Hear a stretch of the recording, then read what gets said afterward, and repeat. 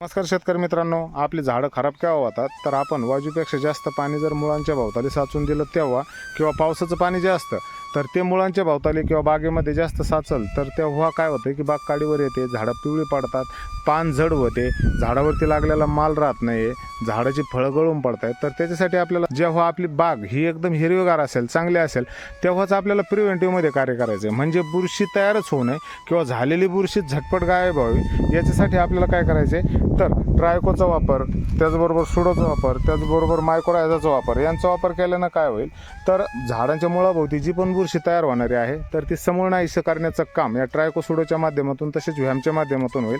दिलेलं अन्नद्रव्य हे व्यवस्थित झाडाला अपटेक होईल. त्याचबरोबर इंडो मायक्रोरायझा आणि ॲक्टो मायक्रोरायझा हे झाडांना अन्नद्रव्य पोहोच करण्याचं काम करतील आणि आपली बागही सुंदर राहील, फळगळ कमी होईल. त्याचबरोबर बाग अजून ग्रोथ घेऊन आपल्याला लागेल तेवढा माल आपल्या बागेवरती भेटून जाईल. धन्यवाद मित्रांनो.